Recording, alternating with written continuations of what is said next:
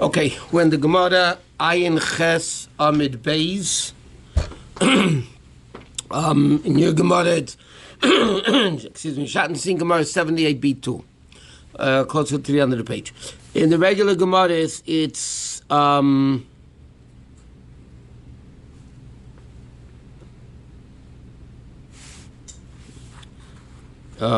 here, Reb Shimon Chelik Bein.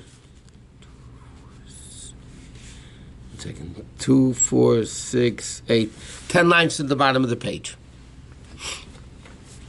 Okay, the Gemara to now, this is a little bit easier Gemara. The Mishnah stated at the beginning of the Perek that a woman that gets properties into the wedding, what's called Menichsi Meluga, Nichsi Tzimbarza, whether we're basically talking about Nichsi Melug. Okay, the husband has the profits. She keeps the field because she brought him into the marriage, right? Whether before the marriage or after the marriage, but this is not written in the Kesuba. Other properties are written in the Kesuba, meaning what's called Nichsi Tzein Barzel. Nichsi Tzein Barzel means when she brings properties into the marriage, they evaluate the properties. Let's say it's worth $1,000. They write in the Kesuba, she has property worth $1,000. Okay? Because that's what they estimated and appraised the value of the property. Then what happens like this? If she divorces or dies, he divorces her, she gets $1,000 back. She brought in $1,000 field, she gets $1,000 back. If the field went up, the husband gets it, the profit. The property went down, the husband loses. That's what it's called Nichsi Tzein Barzel. It's like ironclad property for her, because he brought in 1,000. She's going to get back 1,000. How does he lose? I'm saying, what happens if later on the field went down to $800? So she still gets $1,000 in the Kesubos for that field. Oh yeah. That's what I'm saying. You appraise the field at the time of the wedding. It's a guaranteed amount $1,000. It's a guaranteed, but the risk of it is if it goes up to $1,200, she's only going to get 1,000. Okay. Then there's Nichsi Milug. Nichsi Milug is she gets property, she brings into the marriage properties. It doesn't go into the Kesuba. So the din is she keeps the land, the husband keeps the profits. Okay? So the whole mission at the beginning of the parak was, is she allowed to sell the properties? So the Mishnah said, properties she got before the Kedushin are hers, she could do whatever what she wants with it. If it got Mishanisarsa after the Kedushin, so Beisham Beisila argue. What's relevant to the Gemara is like this. After she got married, if she sold properties, the other opinions in the Mishnah said because she had no right to sell the property that she got after she got married, and according to other opinions, even property she got before she got married, the marriage, but she sold them after they were married, the husband could go to the buyers and take away the profit. Again, the land itself belongs to her. She could sell it, but he gets the profit of the land. Okay? Reb Shimon is what we're up to now. Reb Shimon came along with an opinion in the Mishnah says like this. If the husband knew about the properties when they got married, if he knew that she had those properties, she cannot sell them. Okay, and if yes, he can go to the buyers and take it away. If it's property the husband never even knew she had, and now he finds out that she had them, okay, so then she could sell it and he gets nothing from the sale. Okay, that's what Reb Shimon said in the Mishnah. But the Gemara says, what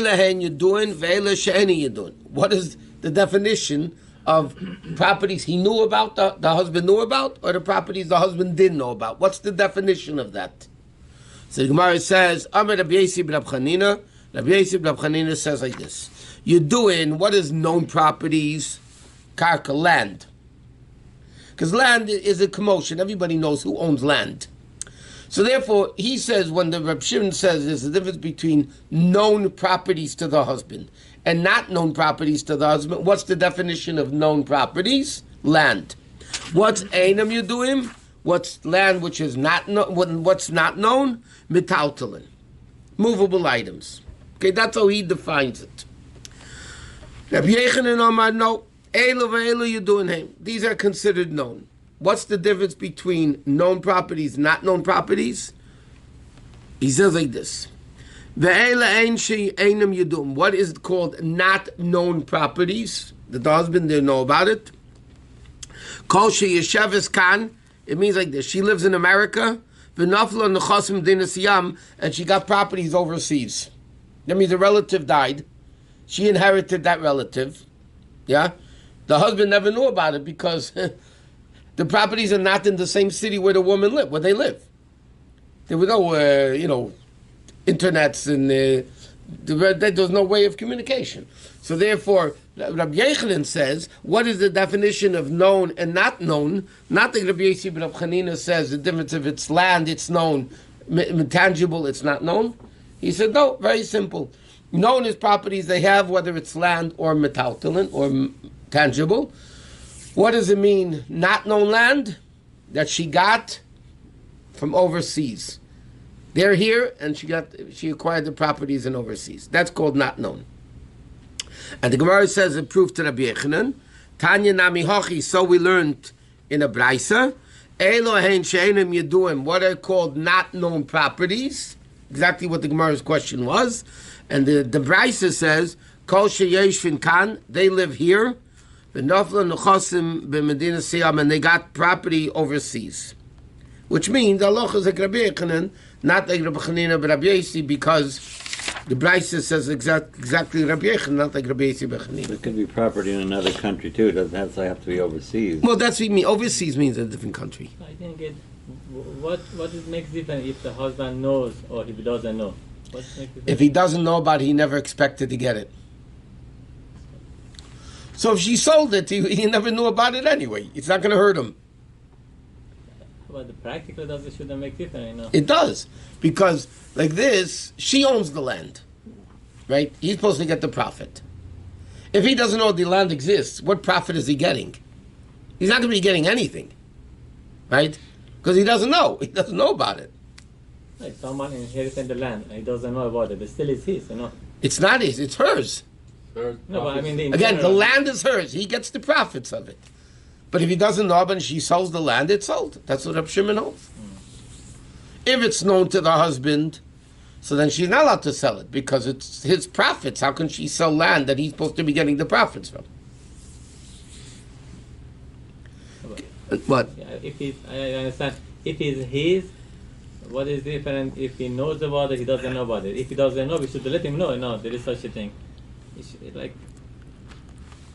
Because if he doesn't know about it, the Mephoshim explained before. Not his. What he doesn't know about it, he's not going to hurt. You know the expression, if you don't know about it, it's not going to hurt you. And if she sells that foreign land and brings the money, the Gemara is going to talk about. The Gemara is going to talk about that later. She brings the money. Oh, by the way, the din is even by the not known properties, the chatchila she can't sell it. But if she sold it, then the Mishnah said the mechira is good. And it doesn't make a difference when she acquired these properties. No, it doesn't matter when she acquired them. Okay, now the Gemara tells an interesting story. This you have in many different Gemaras, such concepts of stories.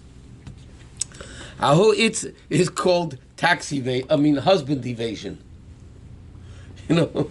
Okay. It's the bayad of Rachina Nechse Megavra. A certain woman, she wanted to keep properties away from the prospective husband. Because again, if she gets married and the husband, she has a property, so then he'll get the profits. And she didn't want that. What did she do? Kazvina lebrate. Before she got married, before Kedushin even, she wrote it over as a gift to her daughter. Smart. No. Daughter doesn't exist yet. No. No, daughter. She's married to somebody else before. Oh, okay. No, it's not that she didn't have any kids yet. She had a daughter from a previous marriage. Yeah? Don't forget, those days, people were married, and people died a lot, and people, there was a number of wives, whatever. All right. Okay. Kasvina Lebrati, she wrote it over to her daughter. Okay? She was a widow about to remarry, but she didn't want to have her husband get some of the properties. What happened? Inzibah, she married the guy. Okay? And Irgrisha, she got divorced. Okay? Got it? Very simple. She gave, so now the daughter's smart. The daughter says, now the property's mine. She said, Ma, you wrote the properties over to me, they're mine. But the mother thought now that she got divorced, she's not stuck with this guy anymore. She comes to the daughter and says, give me back my property. She says, no, it's mine. You wrote it over to me. So what happened? Also, they came to Rav Nachman with the document. Caught it Rav Nachman the story. Rav Nachman ripped it up. He ripped up the paper. The sale agreement that the daughter bought the property, Rabbi just ripped up. Basically saying, your mother never gave it to you. It was just to get rid of the guy. She never meant to give it to you. Wow. It was just a loophole how to get it away from that husband. Also Rav Anan went, who was one of the Talmidim of Rav Nachman or whatever. He came to Mar Ukva. He told the story to Mar Ukva. Now Mar Ukva was the head of the Bezdin. The Av Bezdin in Bavel, this is, yeah? Amalei said, so what happened? He told, Rav Anan told Mar Ukva what Rav Nachman did. Yeah? So this is what he says. Amalei, Nachman Chakla, Nachman the peasant, Heichem Ekarish started the Inshi. How did he just rip up a document? Mar Ukva said, he called Rav Nachman a peasant. He said, who gave him a right to rip up the document? Amalei, so Mar Ukva said to him, okay? So he said, Amalei easy, Gufa de Uvde Hechava. Tell me exactly what happened. He said to this guy, Rav Anan, right? He was involved in the case. Rav Nachman ripped up the document. Rav Anan, right, came to Mar Ukva. He told him what Rav Nachman did. He said, how does the peasant Rav Nachman rip up such a document? And then he said, but tell me exactly what happened. Amalei, he said, this is exactly what happened. The wife was getting married. She didn't want to give the land to the husband, so she wrote it to the daughter. Yeah. Amalei, shtar mevrachas komarta. So you're talking about a different thing. He said, Rav Nachman was right. Rav Nachman was right for ripping up the... He just told him a story. Rav Nachman ripped up the document. So he said, she doesn't know what he's talking about. Then he said, 1 minute, tell me the story. When they told him the story, he said, this is called shtar mevrachas. Mevrachas means to run away, meaning she's keeping the property away from the husband. But she really never meant to give it to the daughter. It was never her intent to give it to the daughter. So Rav Nachman was right by ripping up the daughter's document. Because this Rav Chaniloi Bar Idi said the name of Shmuel, Shmuel says, I'm a legal authority in monetary things. Shmuel was an expert. And he said, I paskin, Shmuel said, I'm a legal document. Okay, I mean, I've been, like the Mepharshim say, by the Reish Galusa, the head of the Yidden and Galus, gave me the jurisdiction to, the ability to rule halachic rulings. And I'm telling you, Shmuel said, if such a document would come to my hands, I would also rip it up. So basically, Mar Ukva agreed with what Rav Nachman did. Okay? Because it was never meant to be a sale. But legally, it is a sale, yeah? No. No, because it's called shtar mevrachas. It's clear what the intent of the person is. Makes different the intention? Yeah. If you have a shator... Yeah, but if it's clear what the intent of the person is, yeah? I'll give you an example. There's a din. What happens if I force you to sign over your property to me? And I'm afraid of you. No, you're afraid of me. I'm a gangster, right? I come to you and say, write over your property to me or else. So what do I do to protect myself? Or what do you do, Amici, to protect yourself? You call two Adam and you say, I want you to see that this document I'm signing, I'm really forced to sign. I don't want to sign it. I have no choice. I'm forced. So those witnesses testify that the shtar was a forced document. You signed it? Yeah? Tough luck. I'm not tough luck. You were forced. If you weren't forced, there's a very practical din, by the way, in the Torahs today. If you sign a contract, nobody's forcing you to sign the contract. You signed the contract. Yeah? But you didn't realize what the document said, and you signed away who knows what. Yeah? But nobody forced you to sign it. You signed it. the person was stupid enough and foolish enough not to read it professionally or get a professional look at to see, halachically, that document is valid. It's valid. It's valid because you signed it. But when it's known what the clear intention of the person was, the mother didn't want to give the fields to the daughter. The mother didn't want to give it to the husband, to the future husband. So what did she do? In order not to give it to the husband, she gave it over to the daughter. But she really didn't mean to give it over to the daughter. If there wouldn't be a husband, she wouldn't give it over to the daughter. So therefore, Beis Din establishes it's a document that's not valid. So therefore, it's a mistake. Here, so he says like this. So Amalei Rava Rav Nachman. So Rava went, back to the story with Rav Nachman when he ripped the documents. Rava said to by the way, the Gemara says, it's interesting, Rav Nachman was an expert in monetary things like Shmuel was. It's interesting, my Rokva called him a peasant. Then he changed his mind because he said he was right. But he called him a peasant. But the truth is, the Gemara says in many places, Rav Nachman was an expert in monetary laws, like Shmuel was. When there's an argument, Rav and Shmuel, so if it's Isser and Heter, Usser and allowed or kosher or treif, the halacha is like Rav. In monetary things, the halacha is like Shmuel, because that was his expertise. So he said, Time of Mai. He said, what's the reason that Shmuel said he would rip up such a document? Like you're asking, it's a good document, right? Why is he? He says like this. The answer is because leishavik inish nafshe, a person does not leave himself penniless, v'yarv lachrina, and give all his property away to his kids or to anybody else. Right? So he asked him, 1 minute, hani mili lachrina, but there's not somebody else. This is a daughter. Right? So he asked him, why is the document not valid? Because there's a rule. Nobody's going to stop give everything I own to somebody else. While I'm alive, why should I? Right? And that's what she did. This widow wrote over all the properties to her daughter. So Gemara says, listen, nobody does that. So he said, this is a daughter. This is not a stranger. He says, Ava lebrata yavim. But to a daughter, won't she give it? Right? So he says like this. Afilu hachid of Nachman says, Bimkein brata, even when there's a daughter, nafsha difa, she comes first. If Nachman said, yeah, it's a daughter, but she's not going to give everything over to the daughter and remain penniless by herself. She just won't do it. It's, daughter, but she's still not going to give everything away to a daughter and leave herself penniless. Because that's all the property she had, was this land that she gave to the daughter.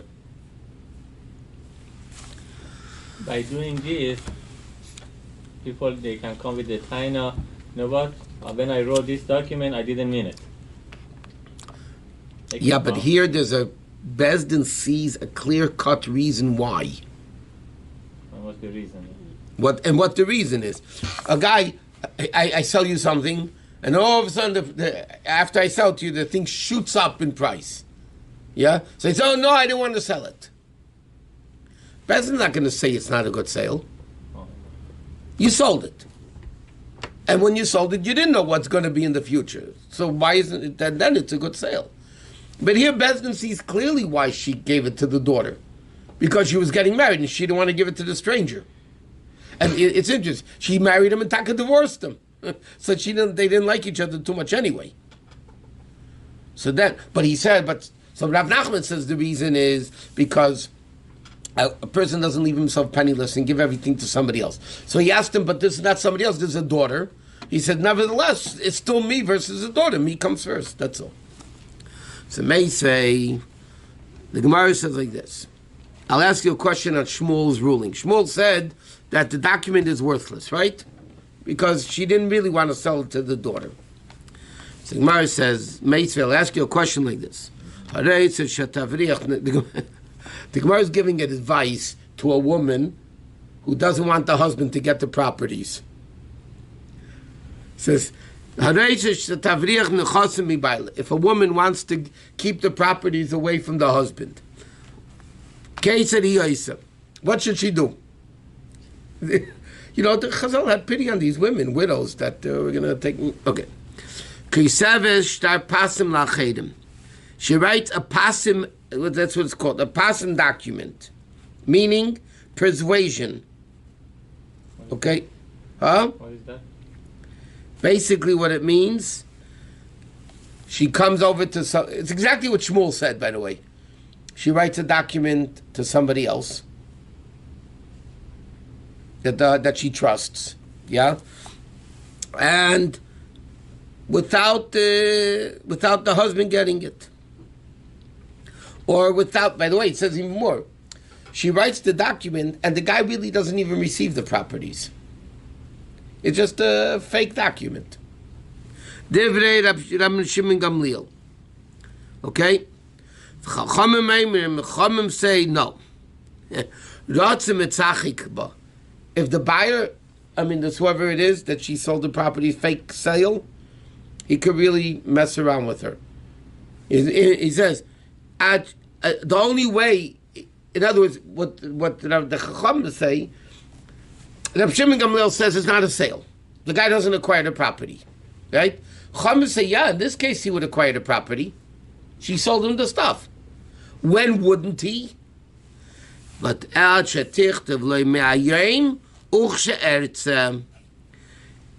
has to write in the document, according to the Chacham, is an interesting thing. She doesn't want the husband to get the money. So she comes to a friend and says, I'm going to sell you my land. From today, when I want it to happen. That means when she wants it to happen, don't rush. When she wants it to happen, then it's retroactively good. But until she wants it to happen, it doesn't happen. Therefore, if eventually she doesn't want it to happen, the guy never gets it. It was never sold. Meanwhile, the husband doesn't get it. Meanwhile, the husband doesn't get the property because she sold it to somebody else. The other guy can't get it because she writes clearly, you'll get it when I want you to get it. So you have to write another contract? No, in the same contract, she writes, I'm selling you the properties from today, because otherwise the husband can get it, right? If I want. So how the daughter know when is she? One second. So Taima, the only reason is the cost of le'achad, but they wrote that, right? What did Chachamim hold? That's what they write in the document. But if they don't write that in the document, it's a problem. The buyer does acquire it. And Shmuel doesn't say that's what you write in the document. What does Shmuel say? If a woman who wants to not give the husband the properties before they got married, she writes it off to somebody else, right? So Shmuel says it's not a valid document. The Chachamim say it is a valid document, unless if she writes from today when I want. So the question, the Chachamim disagree with Shmuel. Shmuel's refuted from the Chachamim. Chachamim say if you just write a document to get out of the husband getting the property, right? Then the guy doesn't acquire it. He ripped up the shtar, Shmuel. Or I'll say he'll rip it up. But the Chachamim say no. The guy could keep the property unless if you write from today if I want. So it's a question on Shmuel's opinion. So Gemara says a very interesting answer, which is very logical, by the way. Amir Abzeira leikash haba kulei haba biksasa. Okay, Shmuel's din that the document is worthless, regardless, is when she gave away all the property. Because nobody gives away all property. This that the Braisa, or whatever this is, Braisa, that the Chachamim say, you have to write in the document from today when I want, that's when she sold the friend half the property. Because then it's more logical that the sale is a sale. Because to sell everything, nobody does that. Right? So therefore it's a worthless document.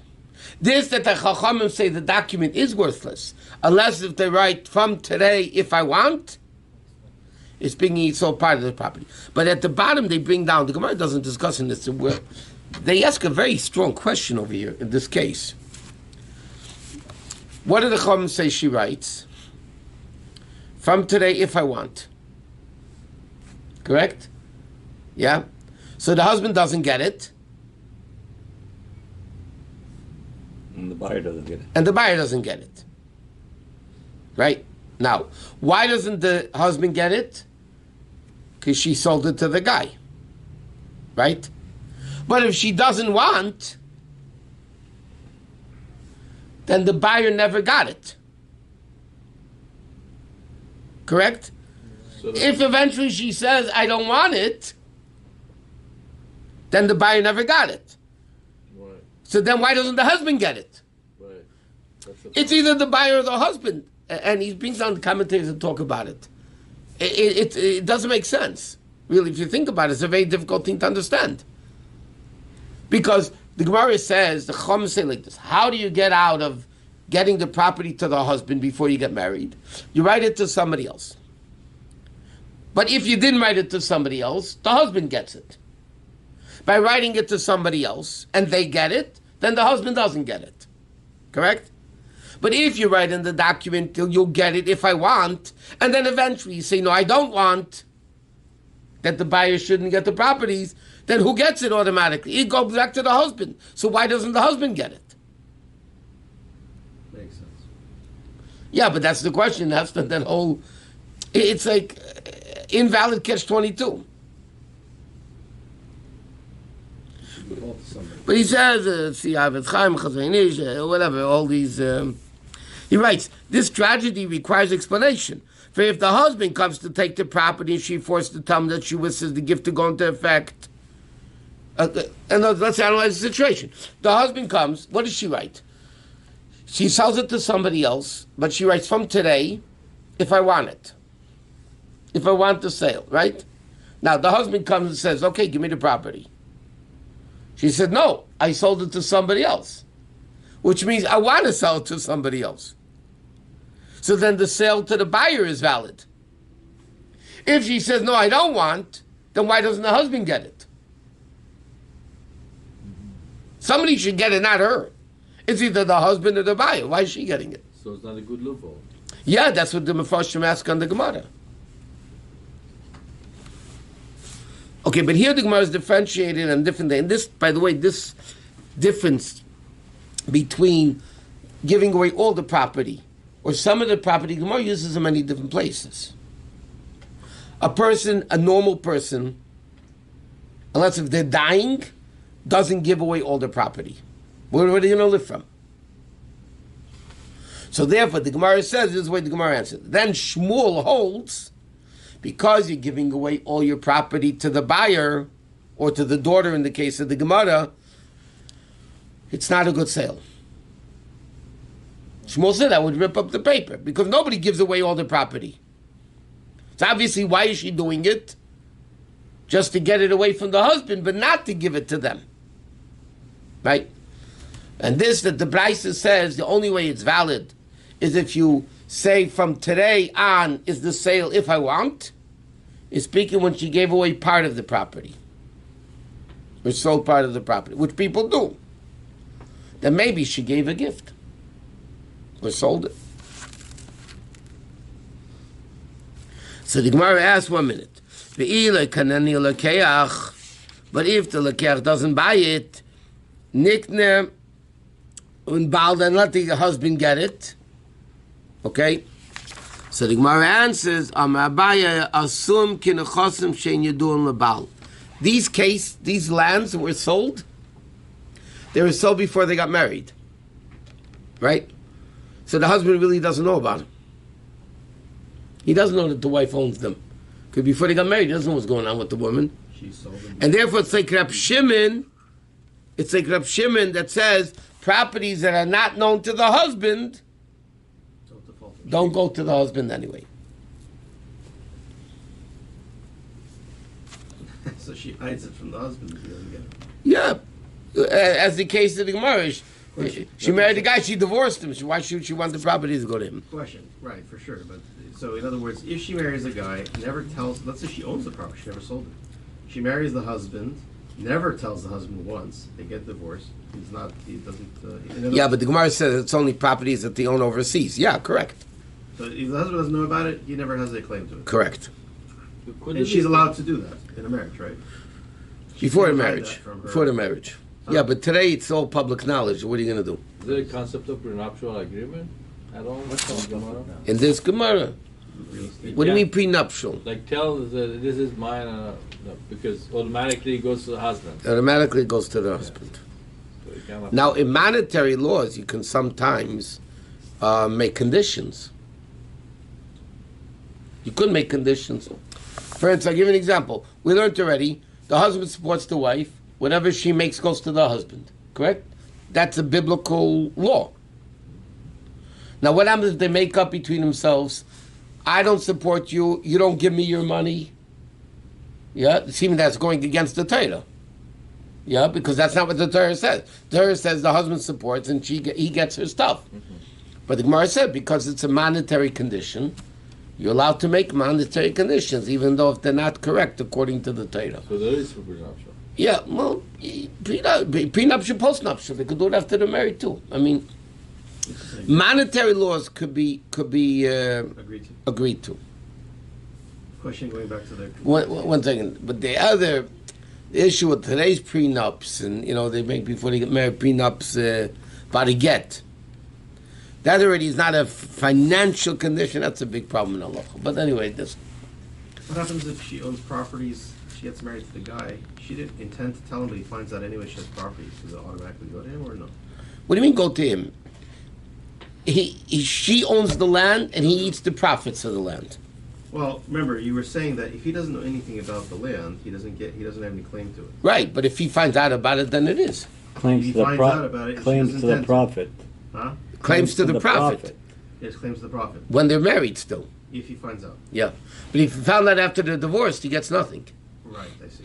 So in other words, if she successfully hides it, he gets nothing. Correct. Only if he finds out knowledge of it, then he gets something. Right. He's entitled to it. Correct. If there's a profit. Right. So she has to be really. Okay, now somebody asked before, what happens if you got money, not land? Huh? without telling. Or money. Money.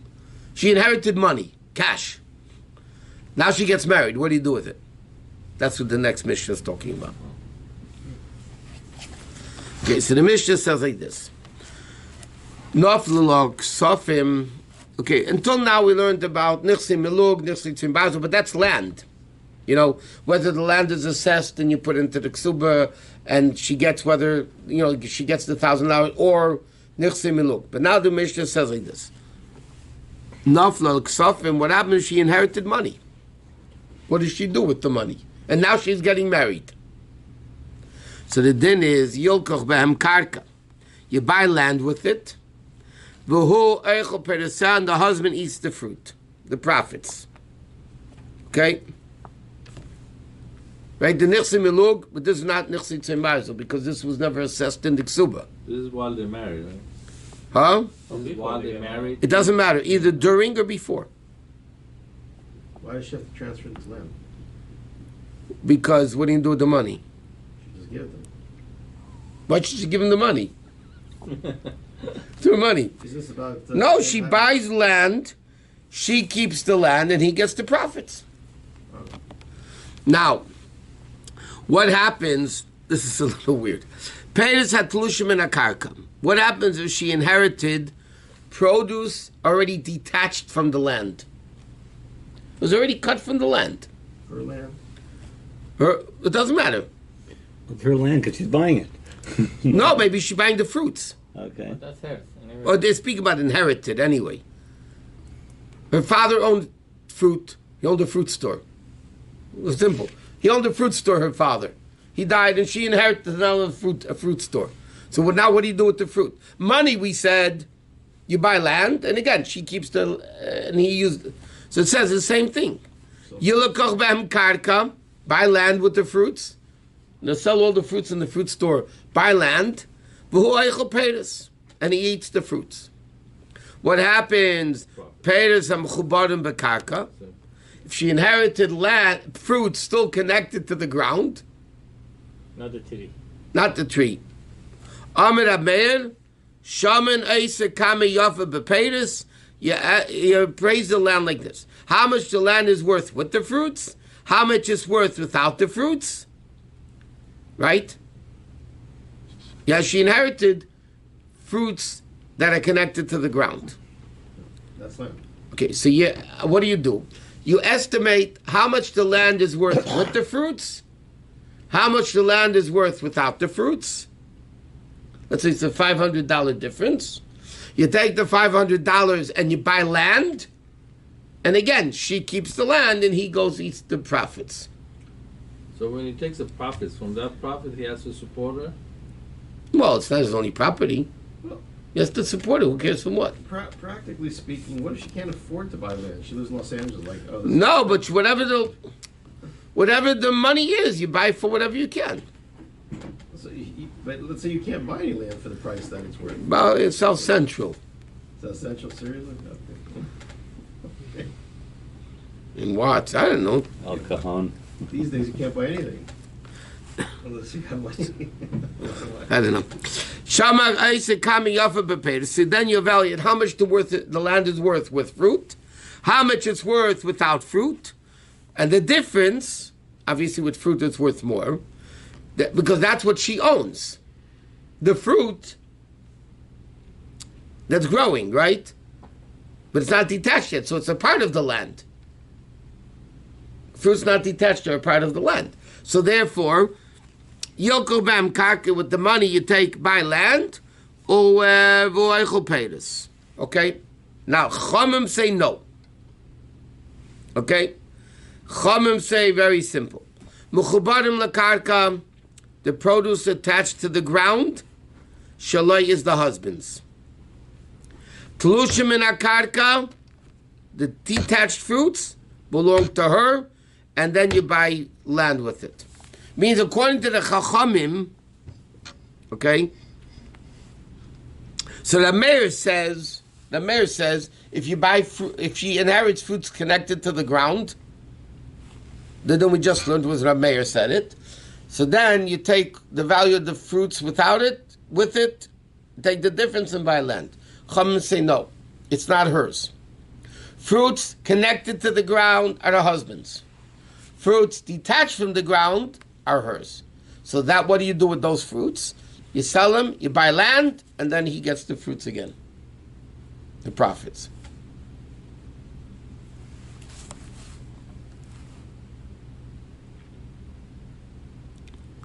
Okay, so now Reb Shimon says like this. You know, sometimes it's better for you this way, and this way it's worse. And sometimes it's worse for you this way, and it's better for you this way. That's what Reb Shimon... What kind of profits are you going to get from the land if she can sell the fruit that grows on No, she can't sell the fruit. No, this is she inherited fruit. So she sells the fruit, and then the husband, she buys land, she owns the land, and the husband can eat the fruits of that land that they bought now. Reb Shimon says, Malkum sheyafa keiche b'chnisasa, wherever there's an advantage when he marries her, Horda keiche b'yitziasi, when he divorces her, he's worse off. The Mishnah is going to explain it. Kate malkum shehorda keiche b'chnisasa, when he has a disadvantage when they get married, then when he divorces her, he has it better. Meaning Reb Shimon says very simple. If it's better for him when they got married, it's worse for him when they got divorced. If it's worse for him when they got married, it's better for him when they got divorced. Kate said, what's the case? He says like this. Peiris and mechubadim lekarka, produce connected to the ground, right? B'knisasa, when he marries her, who keeps the fruit? The connected to the ground, the Chachamim say, he keeps, the husband keeps. But when she gets divorced, then the fruits go back to her because they're her fruits. Okay? Now, what happens? A tlushim in akarka, produce which was detached from the ground, b'knisasa, when he marries her, it belongs to her, but when he divorces her, it goes to him. Why? Because what does she do with the detached fruits? She buys land. So who gets the profits? He does. So Shimon just says sometimes if they're attached fruits, okay, so therefore not detached, the connected fruits to the ground. So let's take the first case. Fruits connected to the ground, the Chacham say belong to him, right, to the husband. Then when he gets divorced, she gets the fruits. Fruits that were detached, so she gets them, but when they get divorced, he gets them. Really? Because it goes back to him. The detached fruits. Right. The profit. Detached fruits. Okay, now the Gemara says like this. Pshita, the Gemara is not asking, the Gemara is saying a statement. Okay, what do you do with this money? You buy land, correct? That's what the Mishnah says, you buy land. Now the question, what happens if one spouse wants to buy land or one spouse wants to buy houses? One guy wants to buy land and the other one wants to buy, okay, let's see it inside. Pshita, it's understood, self-understood, that Ara Ubati, if one spouse wants to buy land and the other one wants to buy houses. In other words, a field versus a house. Bate v'dikla, or if one of them wants to buy a house and the other one wants to buy a date tree. Okay? In these two cases, bate kaidem. No, I'm sorry. I'm not reading the Gemara right. If one wants houses, one wants land, what do you buy? He says, you buy land. Why? Because land is better because it's more profitable than a house. Because you can grow things. Okay. So land and house, meaning one of them wants to buy land, one of them wants to buy a house. So Torah says you buy the better one. So what do you buy? You buy land.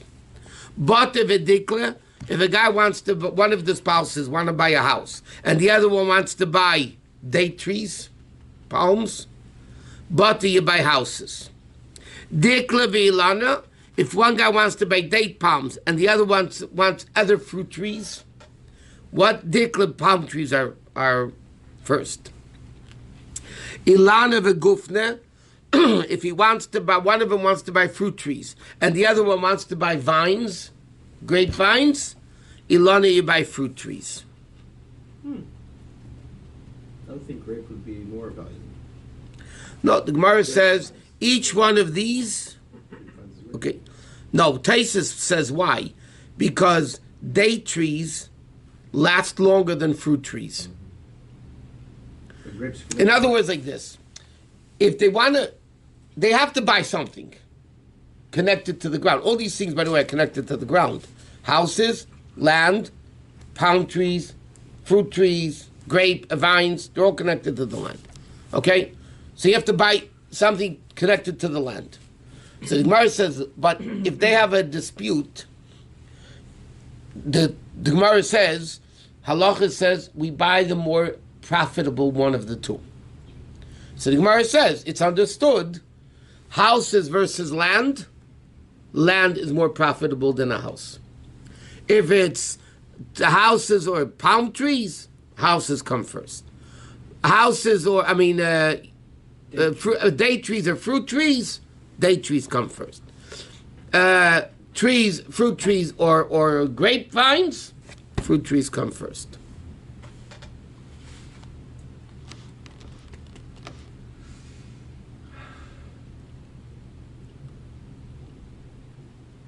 Obviously, land is more valuable than house.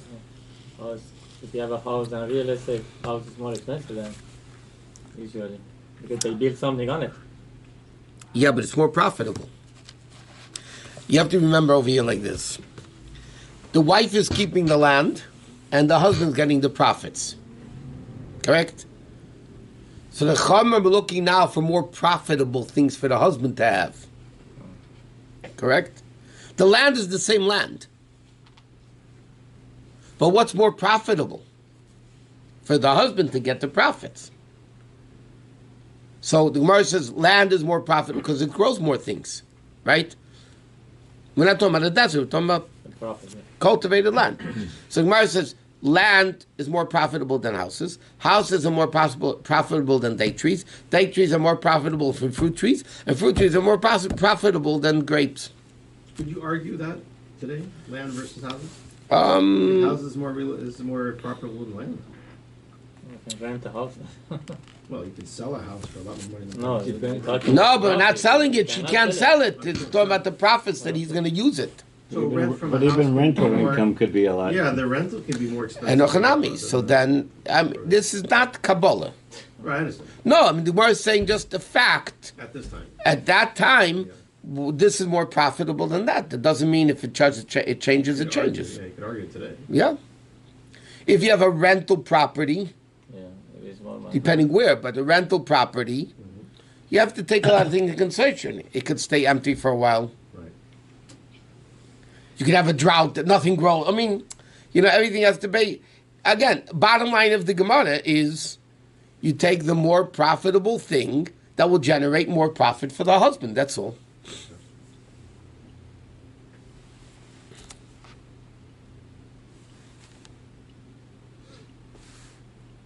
So he's telling her, you cannot buy this.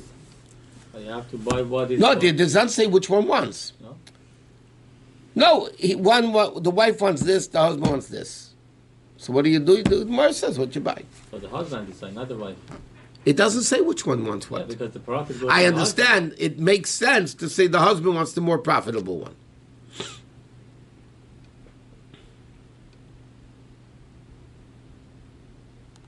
But it's the woman's choice to buy any of these. husband. No. It depends. Well, if she wants the more profitable one, that's what they buy. If he wants the more profitable one, that's what they buy. I mean, that's what they buy.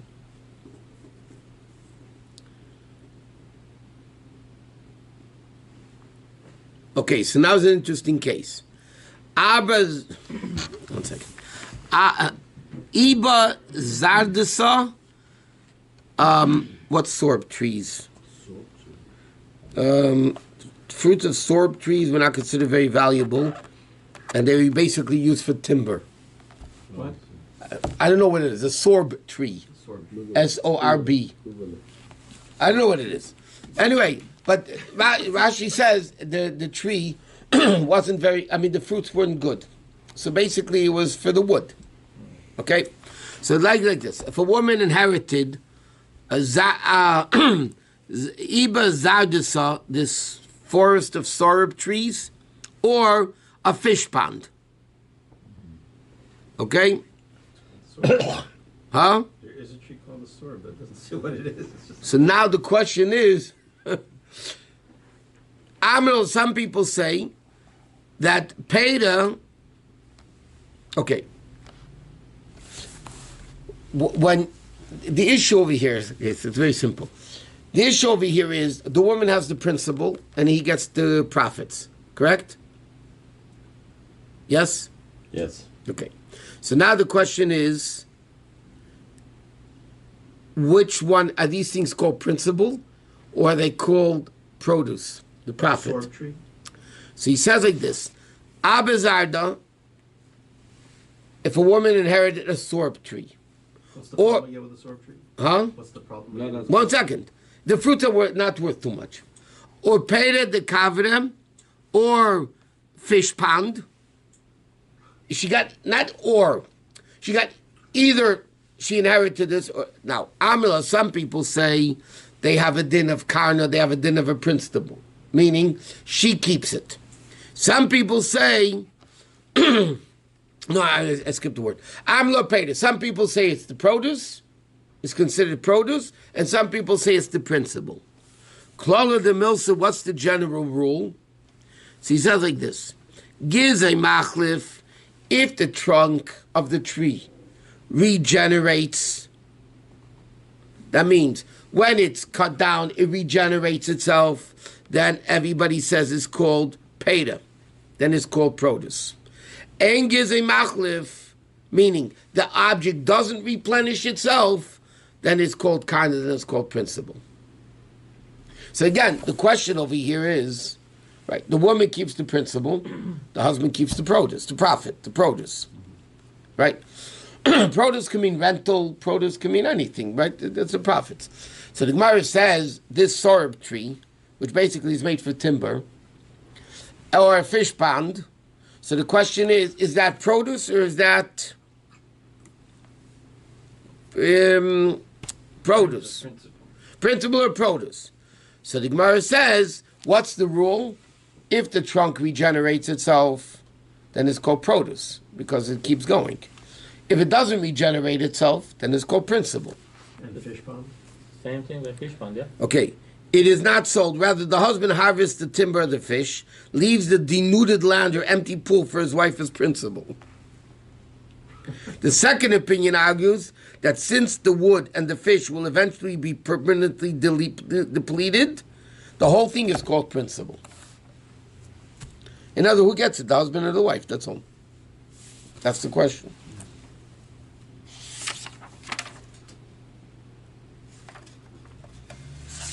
Okay, we'll leave it here because now starts a whole new